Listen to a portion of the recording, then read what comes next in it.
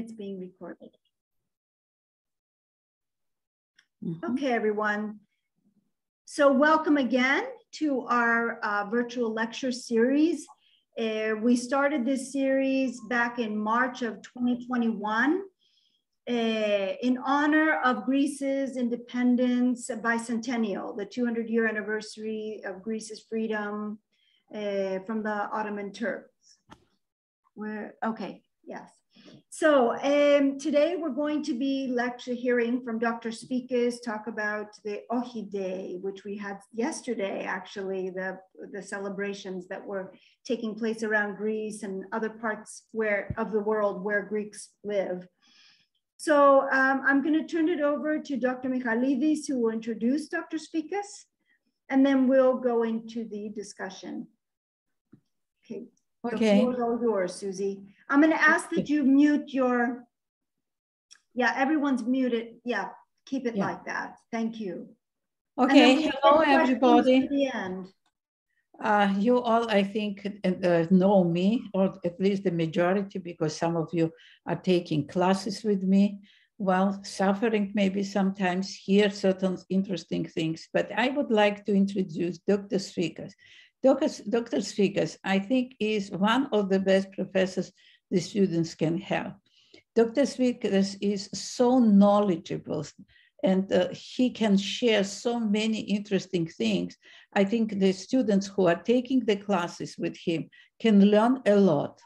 You have to be also ready for everything, how he explains these things, because it is maybe not on the high school level, but it is high university level, his lectures. Well, intellectuals of the high level. So if you will have the chance, or some of you maybe had already the chance, well, I think you benefited from this, or you will benefit in future. Thank you, Shiran, you remember all these things.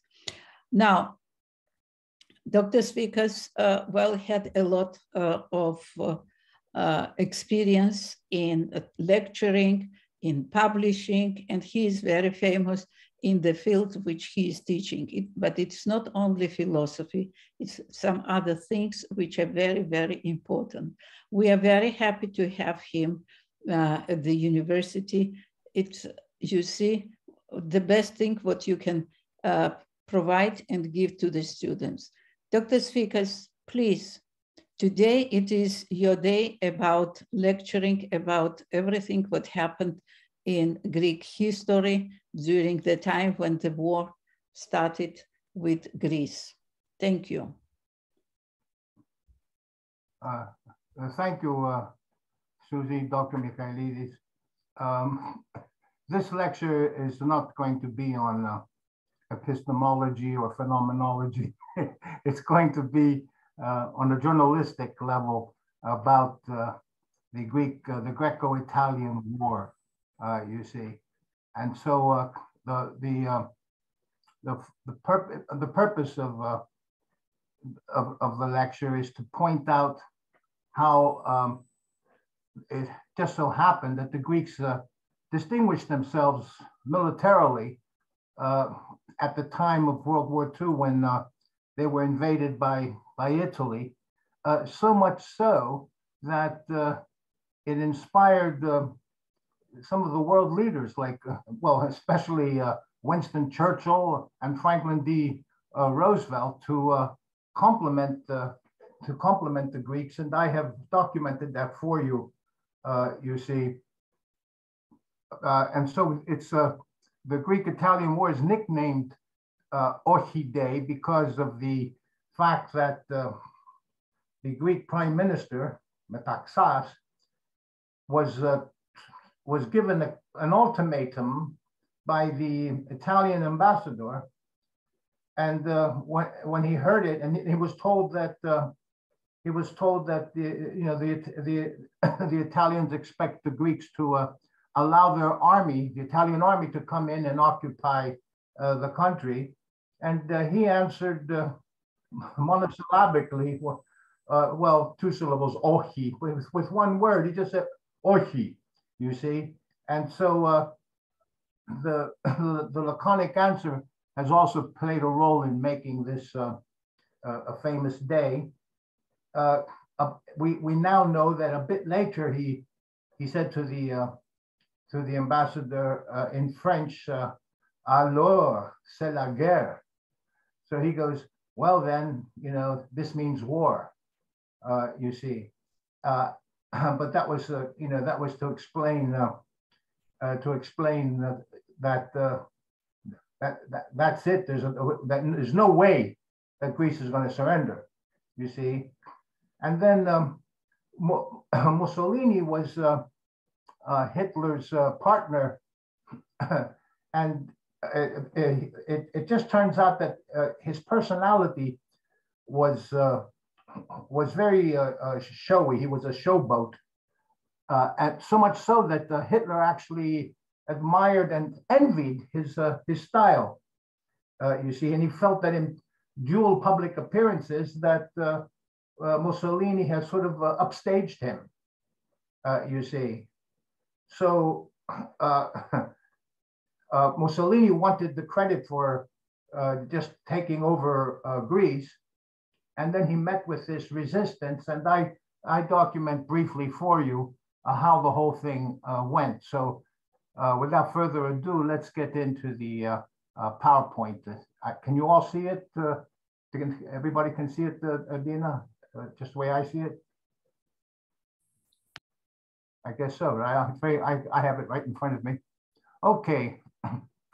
On the 28th of October, Mussolini issued an ultimatum to Greece, demanding the surrender of Greek territory, which the Prime Minister of Greece, Ioannis Metaxas, rejected with, it is said, a single word, OXI. The truth is that a moment later he added in French, the language of diplomacy, Alors, c'est la guerre. Well, then, this means war. This was one of the dictator's last acts. He died 3 months later, and this one act did more to restore Greece's national pride than all of his other actions combined. On the morning after Metaxas's strident declaration of Greece's resistance to Italian aggression, tens of thousands of Athenians took to the streets to show their support of the OXI.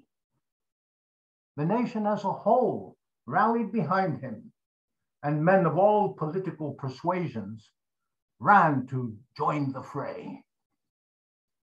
Under the leadership of General Yorgos Solakoglu, commander of the 3rd Army Corps, the Greek forces in Epirus had by early December driven the Italian army out of Greece through most of Albania and was on the verge of pushing it into the sea. Many Greeks saw this campaign not only as a war against the Italian invader, but also as an opportunity to liberate the Greeks of northern Epirus. Had it not been for the onset of a very severe winter that literally froze the army in place, the campaign would have been successful. Yeah, next page.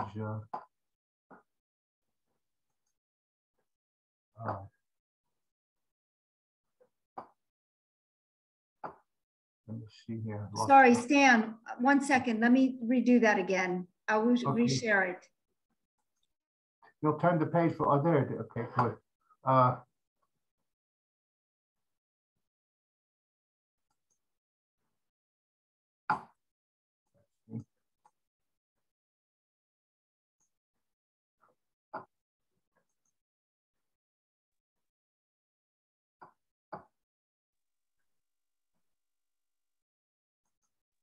All right.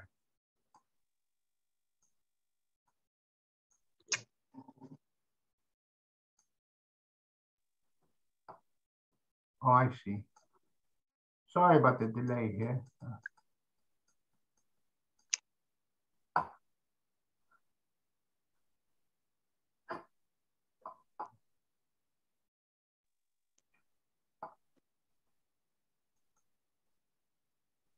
Okay, so I got it now.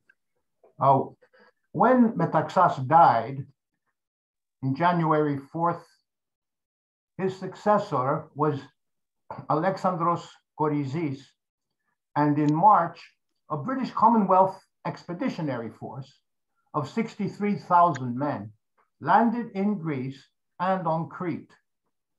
But the fate of Greece hung on decisions made not in London, but Berlin.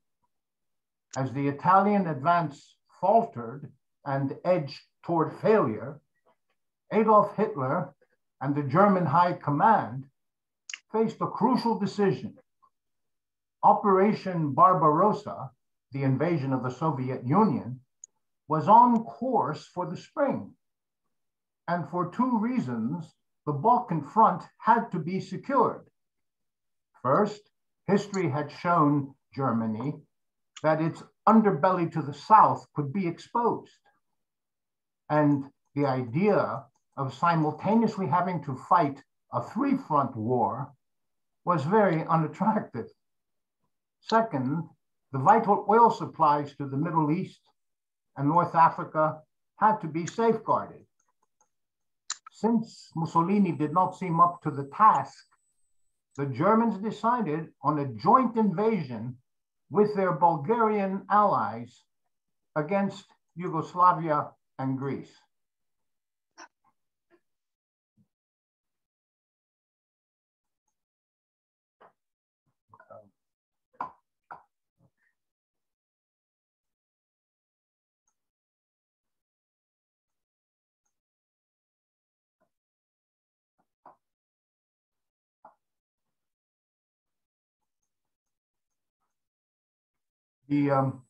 The Italo-Greek War of 1940 changed the trajectory of World War II. Hitler's field marshal and chief of staff said, this is Hitler's field marshal, his field marshal's higher than a general. The Greeks delayed by 2 or more vital months the German attack against Russia. If we did not have this long delay, the outcome of the war would have been different. Likewise, George Zhukov, Soviet field marshal, said, the Greek people delayed the German divisions during the time they could bring us to our knees. And Joseph Stalin himself said, we thank the Greek people whose resistance decided World War II. We owe you gratitude because you gave us time to defend ourselves.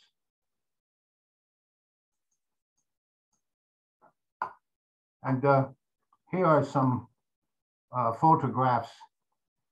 I especially like the second one on the right, upper right, which if you look at the videos of that period, all of the fighting took place up there in the mountains of Albania, in the snows, with the men lying in the snow like that.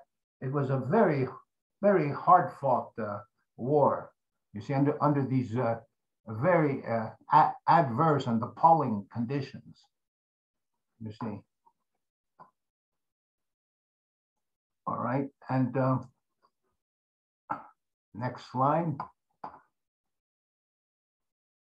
It was Winston Churchill who noted, if there had not been the virtue and courage of the Greeks, we do not know what the outcome of World War II would have been.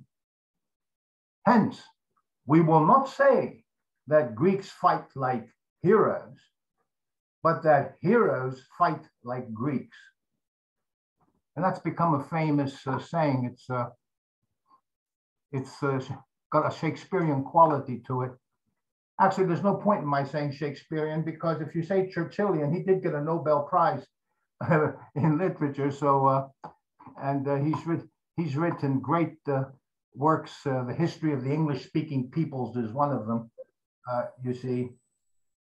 And so this is a beautiful expression, but it encapsulates the truth, the standard of fighting was so high that it was truly heroic, you see. Now,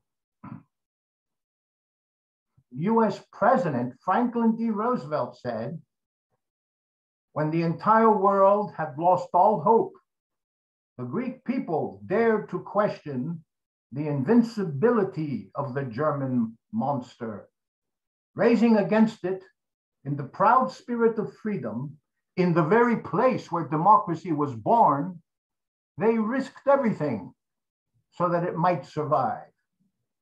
This is the essence, in many ways, of Greek courage.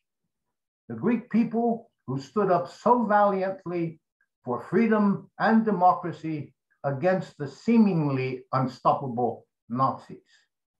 Notice how, in addition to praising the great courage, he points out that everyone had been intimidated, you see, by the Nazi war machine and with its blitzkrieg, lightning war, and the way it conquered France with lightning speed and so on.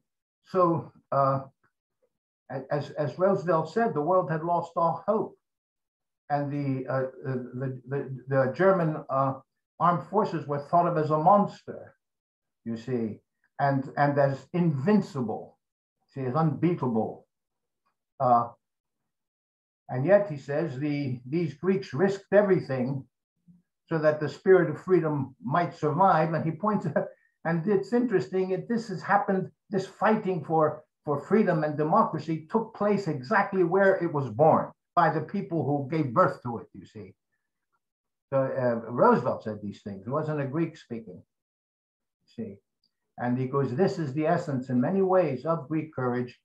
The Greek people who stood up so valiantly for freedom and democracy against the seemingly unstoppable Nazis. So the purpose of this PowerPoint was for me to get these quotations of praise from the American president, the British prime minister, a hero of World War II, and then also interestingly from the German supreme commander, and the Russian supreme commander, and even Stalin was praising the Greeks.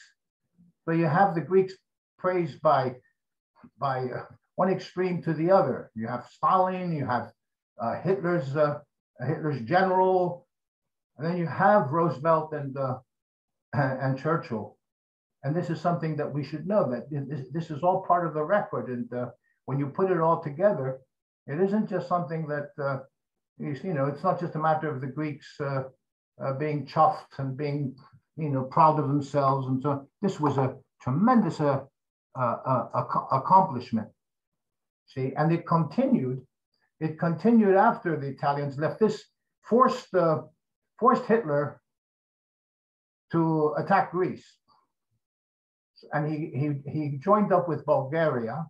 And on April 6th, 1941, Hitler invaded Greece. The Greeks had formed a makeshift line in northern Greece, which was called the Metaxas line. And it was broken by not only the full force of the German army, but by air power as well. We have to remember that this was the mighty army that was going to conquer Russia. And now it's thrown against little Greece, you see. And so, and of course, there was the use of air power in the attack as well. And this is a nation that had cultivated the art of very rapid attacks. And they called it lightning war, blitzkrieg, and it overwhelmed the French and the Belgians, you see, in the beginning of World War II. But it took Hitler more time to conquer Greece than France, you see. So he had come up upon stiff resistance. Even Hitler himself and his Blitzkrieg army and his Stuka airplanes. The Stuka had this quality. I remember reading a novel by Leon Uris called Arrival and Departure. And it was a love story of an American guy in Greece during this period. And he has a love affair with a Greek girl. But it captures, this period where during the German attack, you see, and he talks about how when the German airplane would come, it would make this screaming sound, this screeching, screaming sound. You see, and it was a terrible thing, like some mythological harpy attacking you. You see, so it was a nightmare experience, and the full force of this of the German armed forces. You see, their air force and their tanks and their military, and this was a force so strong that even though the Russians were prepared for the invasion, they sensed it was coming and they built up defenses in preparation for it. The Germans just blasted right through and conquered Russia in record time. You see, so I just think it's important to understand how that same courageous army was resisting. You see, the unstoppable Nazis as well. And that was the purpose. You see, now one explanation that's given for Greek courage and Greek virtue is the pride, the individual pride of the Greek character involves a concept called Filopimo. Filopimo, which is not untranslatable, but capturing its spirit is difficult. Filopimo means love of honor, literally, but it's really a sense of it's really a sense of involves also a sense of pride and the morals, a strong moral sense. You see, and so it was this feeling that's of the essence of Greek culture that was responsible for the proud resistance to the attack by Mussolini and to the attack by Hitler. It's something in the Greek character. It can't just be ignored. There must be some explanation for how the resistance of the Greeks was so spectacular that you had these world leaders saying these marvelous paeans of praise to the Greek character.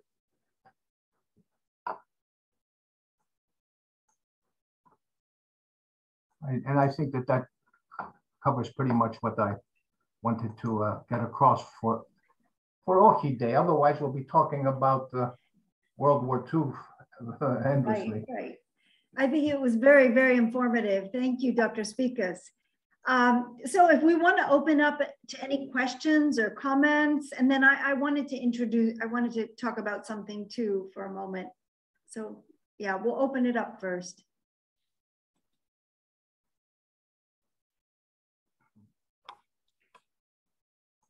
Shiran? Yes. Professor, when we first think of independence, the first word that comes to mind is democracy. In Greek, demokratia, from demos, people, and kratos meaning rule. So it means rule by the people. My question is, how is Athenian democracy that developed around the 6th century BC in Greece different from democracy today? Well, I suppose the first thing you have to say is that it was in its original form back in the 5th century BC. And an important structural difference is that it was direct democracy. It was direct democracy, whereas today we have representative democracy. So Greece has a democracy, but America has a republic, you see, because you have these elected representatives making the decisions for the individual citizen, whereas in Greece, each citizen was his own representative, represented himself and his own interests. You have direct democracy. You see. Can I add something? Yes. Yeah. Another thing we speak about democracy. Of course, it's wonderful idea, wonderful things and everything. And the difference, and very important difference in between the democracy, and Stan will agree with me, is that in the ancient times, who could be voting? The voting system is very important. In the ancient times, only the citizens of Athens belonging to a certain social level could vote. What it happens now, and some of you already heard from me, that in nowadays, everybody is granted this right to vote, even if they are in prison or they are, well, maybe sometimes of bad behavior or something. So, but everybody has this right to vote. This developed during the times, you see, with all these revolutions, changes, and so on and so forth. So, but the main idea remains the same thing, direct and representative. Thank you very much, Doctor, for the perfect answer. Thank you. You're welcome. Anybody else would like to ask?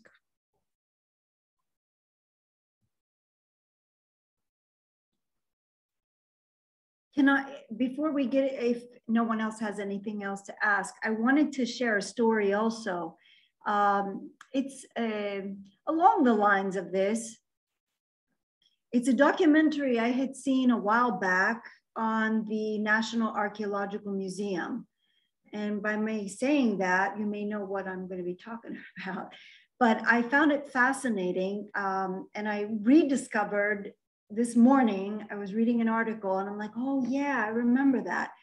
Anyways, prior to Metaxas saying the great no to Mussolini, 3 years before then, he had put in place a plan. He asked a team of archaeologists and engineers and scientists to come together to form a plan to protect artifacts, monuments, statues, whatever was in the museums at the time. He was afraid that maybe, you know, airstrikes or bombings or, you know, raiding of the museums would happen. So he thought of that 3 years before they actually got invaded. And it was only 6 months prior to being actually invaded by the Nazis that they finished the project. And what they ended up doing, the final plan was that they would bury all of the artifacts underneath the base, they like ripped up the floors, and they buried everything in the ground underneath the National Archaeological Museum. So if you will, if you don't mind, for just a moment, I want to share the screen 1 minute of the, can everyone see this? I'm assuming you can see it. Yes, yes, we can see. Yes, Okay, we can. So if you go to the National Archaeological Museum website, and you can put the language to either Greek or English, I put it to English, and you go to the museum, you go down here to historical data, memories from 1940 to 44. And then I'm going to scroll down here to the burial.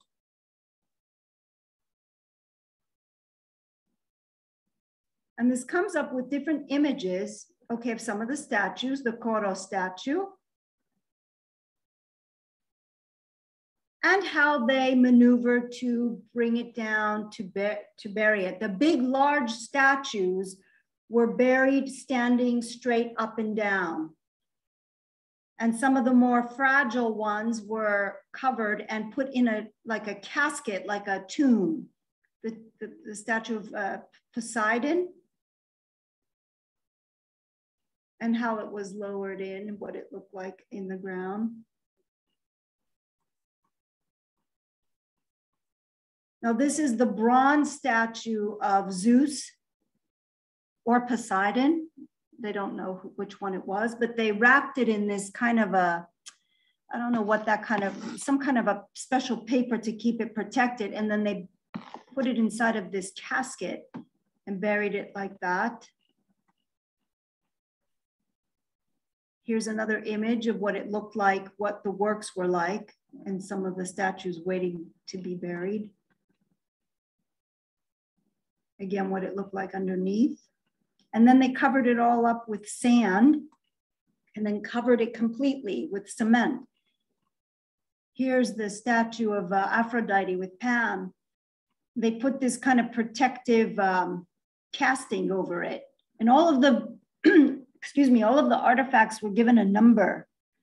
And those numbers were put in a registry and given to the national, the Bank of Greece, the official Bank of Greece. Guess here's a team of archaeologists packing away one of the large vases.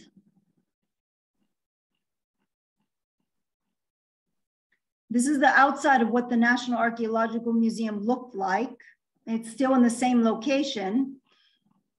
This is what the rooms looked like before, you know, as displayed with the statues and vases and such. And this is what the Nazis found when they came to invade, when they came to Athens and were eager to come to the museum and take away all of the treasures. They found empty rooms. They had no idea. Also, stuff from the Acropolis Museum was brought down here and buried underneath. So I was just like, the brilliance of the forethought of this man who thought so far ahead that, hey, we need to protect our heritage, you know, and where other countries like in France, and I think they made a movie about this called The Monuments Men, that were trying to recapture some of the stolen artwork from the Nazis. Some of it was recovered, a lot of it was destroyed. You know, a lot of precious artwork from France and other countries that they never recuperated. But Greece thought, you know, way ahead of time and had that plan in place. Not that, you know, some of the museums in northern Greece, they did have things that were stolen, and they weren't returned until the late 70s is what I read. Something about the late 70s is when we had some return of those artifacts, but a lot of things were also destroyed as well. So I just thought that was fascinating. And if you wanted, you can go to the National Archaeological Museum website and read a little bit more about that history, because it really is fascinating to me. I don't know. Even if you aren't like an art person or anything. That's all. Any comments or thoughts?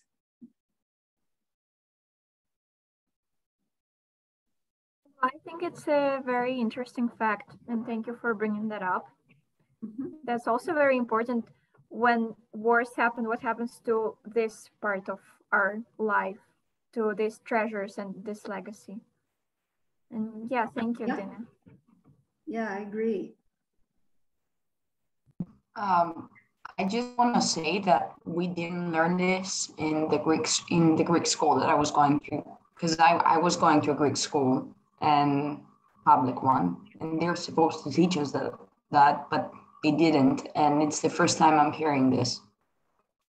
Yeah, I was shocked too, like when I saw the documentary years ago about just in general about the National Archaeological Museum, and they said that particular piece of information. I thought that was fascinating, just brilliant. Just the thinking was brilliant to protect our heritage. I'm surprised that they don't teach us. There wasn't even a mention about something like that. And at the beginning, I thought I was hearing about another country. That's how shocked I was. I mean, yeah, well, they're not supposed to teach us that, I think. Mm-hmm. Mm-hmm. I think every year we hear more and more, and every time there is more and more discoveries of everything what happened at the time. You see, because you see, is also connected not only with that time when the war started and the place where it started here in Greece. And I went, for instance, to the North Greece. Yes, I don't know, some of you, of course, have been there.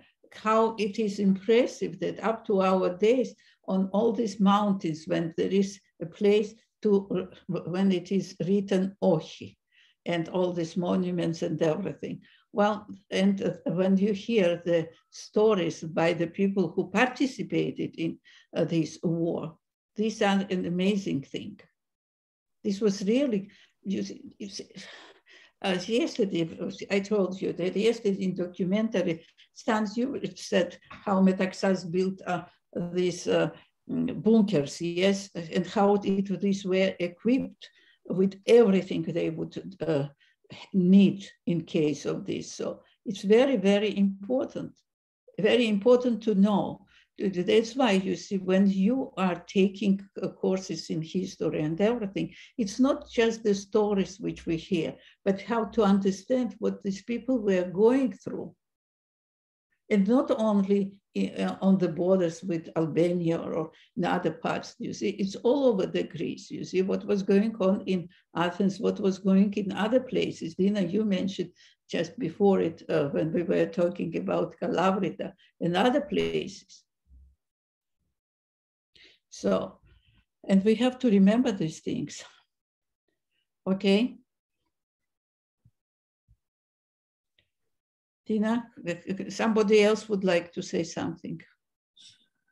I don't know if you hear me. Do you have an audio of me? Yeah. This is also it's very fascinating that we have protected this kind of ancient statutes of all our civilization in that way. It was amazing. And I think that we have a lot of things that we don't know, because we taught history for specific things, the names, the years, the causes, and everything, the results. But there are a lot of other things behind and around the history, people that they fought, and our leaders are not only doing one thing at a time. And it's amazing also for me to find out recently that we have tunnels under Athens, for example. Yes, for sure. It's a very complicated infrastructure underneath Athens, and I really was curious to go and find out what's going on there, what's happening. And at the same time, in my walk around the Acropolis, we saw this kind of tunnels also. So there are a lot of things that we don't know. And this is the interesting that we need a lot to discover in Athens. In Athens and in Greece, of course. Very, very interesting that the issue that we try and did something to protect our civilization, not only fighting, but proactive. Doing things that help us to keep some of the very important artifacts of our civilization here. Amazing. You know what? Thank you. You know what, Stanley? These quotes which you brought in your presentation, they are very important. These were the major figures who would be controlling the developments in Europe. You see, these were the allies. This was Churchill, Roosevelt, okay, and also Stalin. You see, so when they would appreciate, and we shouldn't forget that at that time Greece was not in a very best economic situation. It's like the whole Europe, on the other hand, although they were trying to establish the peace after World War I, they were not able to establish. They established the shaky truce. So, and this was opening the road to the start of the World War II and then the years of the Great Depressions, you see. So to understand all these things is also another thing that you see how the dictators, in spite of the fact, and this I think goes back to the ancient times, the dictators sometimes also were playing some positive things, you see, like Metaxas. Many people remember, yes, he was a dictator, he was in the style of the time in the 30s and everything, but he did positive things also. And good, maybe it is not politically correct to say, but maybe if not for the dictatorship, which was established in Greece in the 30s, you see, and everything, because dictatorship have one thing, that everything is under control, which is not very pleasant, it's not very good, it's not democratic, let's say. But on the other hand, you see, while you keep under control, you have some opportunity to build many things which you cannot do sometimes when there is a house, for instance, in the country. Don't know if you agree with this. So it would be important. And another thing what we have to remember, yes, it was a dictatorship, but it was not totalitarian form of the dictatorial rule, because it was not the same kind of the rule which we could see either in Russia under Stalin, or we can see under Hitler. These were the most dangerous totalitarian dictatorships of the time. This was more in resemblance maybe with Italians. But why Mussolini decided to come to Greece? Why Mussolini would decide suddenly to be the participant of the war with Greece? This was his decisions, what he did also before in 36 with Ethiopia, suddenly when he went there, you see, because maybe he wanted to benefit economically from all these things. Who knows? But for Hitler, it was the greatest mistake when he had so many countries under his control in Europe. He was planning to attack Russia. Suddenly, when he saw what Dr. Sfekas mentioned, it, when he saw that, you see, there is something is going in the south, in the Mediterranean, in Greece. So he changed all his plans and he rushed to Greece. I'd like to add to what you said. The historian Philip Gallant has his modern history of Greece says that the dictatorship of Metaxas was basically paternalistic. He calls it a benevolent autocracy. So it really wasn't like these others. And if I may, I had one example of courage I forgot to mention, which I think is important because it's made history, and that's in the Battle of Crete. Hitler decided to use, which was something novel, to use paratroops. So he had 10,000 men jump out of airplanes at the same time over Crete, the northern northwestern coast of Crete, where Chania is, and so on. Now, these men, as they were coming down in the parachutes, were met by resistance from the locals, not an army, from locals. They were met with farmers with pitchforks who were fighting these men as they were coming out of the sky and then shooting them as soon as they could, and so on. And it's considered a historical record of how ordinary citizens resisted a professional army. You see, it's gone down in history for that. But I think that also shows the Greek character. It isn't only the military or the army's ethos; it's the people themselves who were displaying that same kind of amazing courage. You see, and in 1970, I remember I was with a group of professors doing research on this, and we were interviewing the locals, people who lived in that area, and they were telling us about how their father ran out and had stabbed a German coming down, and I was getting these stories that were exactly like what the legends were.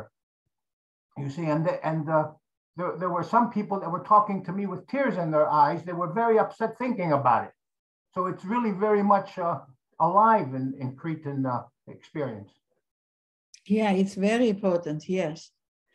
So many things. Somebody else would like to ask something or say?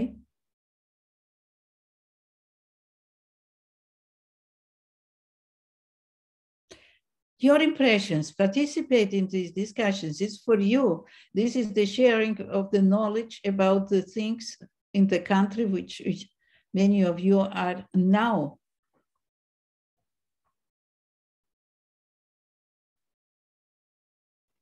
Excuse me, I thought that I was talking and...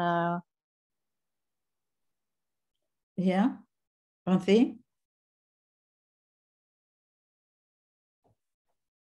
Yes, Elizabeth. Now, I had a thought and a question from the beginning of the of Dr. Sfekas' lecture. He said that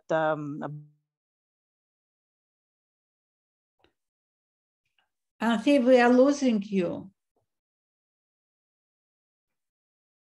Heroes fought like Greeks from we had a dictatorship at that time, and I was thinking again, what kind of Filopimo? What is the drive and the force that came to the mind and become an effort for these people to fight so vigorously for freedom under the dictatorship? It's a very difficult, critical, and not so powerful times that the people that are not wealthy enough. So what was the drive force that make them to take the things from the land and go to fight for to fight the army? It was amazing. It was amazing effort. In answer to your question, this concept of Filopimo in that sense, I think is actually discussed by Aristotle in his Politics. He doesn't use the word Filopimo, he uses philia and kinonia. And he introduces this notion that there is a sense of camaraderie that the citizens of the polis have for each other, inasmuch as the polis is an organic extension of the komi, the village, which is an extension of the family and the clan, you see. So just as the family represents a loving unit, you see, that where individuals are dedicated to each other, and then this expands to a clan, and then to an entire village, and then finally to the polis itself, which is a collection of clans and families and so on. Aristotle felt that each citizen has an actual emotional involvement, emotional investment in the welfare of the city, and this is a very important point, and that's why he has the word kinonia there, and he uses philia for the feeling between citizens. I would say that philia there means camaraderie, much the same way the communists were addressing each other as comrades. See, well, the comrades in a system. See, so I think it's something like this. But Aristotle said that this was a necessary ingredient in the polis. See, so maybe that's the feeling that is being violated by the outsider coming in violently. Thank you, Stan. It's very nice. Thank you very much. Yeah, let me see. Dina, would you control or this? Elizabeth wanted to say something. Yes, I see that Dominic was first. Dominic Alaquim. No, so first was Elizabeth, I think. Okay. I see Dominic first. That's okay. Okay, Dominic. Go ahead, Dominic. Alaquim. It's not Alaquim, it's Alaquim and Lamin, but it's Lamin speaking. I'm with him, so I connect with his laptop. So actually, I don't have a question. I just want to give my perspective how Africans see the Greek. Because before coming to Greece, luckily I'm here. My perspective is like all Greek are philosophers because of what we study in school, because we know Greece as a very great nation and all the Socrates and all the others. So when I came in Greece, I used to be very careful speaking with people because it was in my mind that the Greek are philosophers. So I have to be very wise while speaking, or else they will think differently. So I see that really funny. So I just decided to add that since it's a very good opportunity to say that. Yeah, that's just what I wanted to add. Yeah, okay. Thank you, very nice. Very nice. Elizabeth? Yes, I wanted to mention also before Professor Sfekas already mentioned, it reminded me a lot about how on some of the classes, Professor Sfekas explained to us how citizens of each polis were so caring about their polis. It was a part of their lives. It wasn't just a duty, or the state was not just owing them something because they lived in it. They were caring about the state, and they were thinking of the state as themselves. And also how it influenced the Greeks' interpretation of their homeland and how they protected it. And yeah, thank you for the presentation. I think it's very fresh in everybody's memories. That's why it's so sensitive to some people, because it happened relatively recently, I think. So yeah, thank you for the presentation. Thank you. Thank you. There is very nice comment from Dr. Lavdas, you see, about his uncle, his father's brother, yes? My father's uncle. He was my great uncle. Yeah, because he was born in the 19th century. So yeah, he was commander of the 2nd Division. So he actually was part of all this. Yeah, so he actually knew Metaxas and he knew the king personally. And but he died many decades ago. He died in 1950, if I remember well. Yeah, 1950. Died. Yeah, it's nice. Abby? So on Tuesday, Nomikos was talking a little bit about how after the World War II ended, Greece had a civil war. And so I was just wondering how this kind of shifted into that, like how they could all come together and fight off a common enemy, but like what was going on within the country that led to the civil war?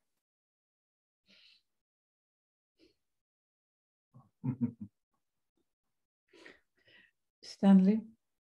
Well, that's the history of that is actually the difference.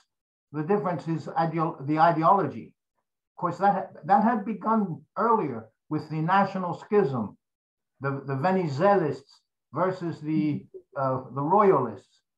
You see, so you had two visions of Greece. One was as a kingdom, and then the other was as a republic, and then this strong schism between the two sides, and then there's a third movement with the development of communism that comes in and creates another divisive force. So it really goes to show you how powerful ideology is. And don't forget, later the major nations of the world got into a Cold War, as we've called it, right? That lasted, from the time of the Berlin Wall. When the Berlin Wall was put up, I read a lot of Carl Jung, and Jung had said at the time that the Berlin Wall was a symbol of the schizophrenia of the human race. You see, and that if that wall were ever to be dismantled, be ended, be dropped, it would be a very healthy sign for for the psychological health of the human race. So this may have something to do with your question about how they got into a civil war. By the way, the word civil war has popped up a lot in American news lately with the conflict, right, between the Republicans and the Democrats, the Trumpists now, the cult of Trump as they're calling it, and the conflict between these Trump worshippers and even the other Republicans like Liz Cheney, you see, who's like a traditional conservative Republican, and then you've got the Democrats on the other side, and the evangelists and so on are saying, we believe in we believe that marriage is between a man and a woman. But they believe, and then it goes into their opposition to gay marriage. We believe there are two sexes, male and female, and they're talking to us about trans and so you can see that we're experiencing that type of division, and there's even a kind of a contempt and hatred in many cases that Democrats feel for Republicans and Republicans otherwise, in addition to the racism that is implicit in this, because the Democratic Party seems to be with Black Americans and the woke movement and the Me Too movement and so on. And then on the other side, you've got immigration bothered them. Trump said no Muslims can come into this country. Remember, specifically ruled out Muslims coming into the country. That is the most un-American thing that's ever been articulated, you see. So I think you shouldn't underestimate the power of ideology, you see, in human affairs and in social experience. And that's usually what leads to these civil wars. So it's no surprise that Greece had one, and America may be having one soon. God forbid. So do you think that like being faced with such a common threat to the Greek people, they were able to set that aside and fight back against the Italians? Or like, what do you think drove that? At that time, they were unified, but soon afterwards, it was about that time that the resistance parties, EAM and ELAS, these are acronyms, that they started forming, and most of those two groups, which were very effective, consisted mostly of communists. You see, then there were some right-wing resistance groups, and so you had a problem with left-wing resistance groups versus right-wing. And then when one of the resistance groups would kill a German officer, the Germans would retaliate by saying, for every officer you kill, we'll kill 100 Greek civilians. And they would have these atrocities. The atrocities would take place, and then people would get angry at the guys that it was the Greek communist resistance forces that did it. It's EAM's fault that this happened. And they killed all these people in the village, you see, and they provoked the Germans. And so there wasn't even a kind of common cause between the Greek citizens and the Greek resistance fighters. There was even conflict between them, depending on their ideology. So I think that's your explanation for how. But I like that you pointed out that it even neutralized the feelings of patriotism. And also, we have to remember the winners, who was the winners at the time, you see. The popularity of Russia at the time was widely spread, and Greece was a poor country in the same way as Italy. That's why, you see, after the end of the war, there were a lot of feelings among the populations, especially the poor population, that, you know what, it might be the best political system which the Soviets have. You see, there was also this desire, you see, it's also played its role, you see, in addition to everything what Dr. Sfekas said.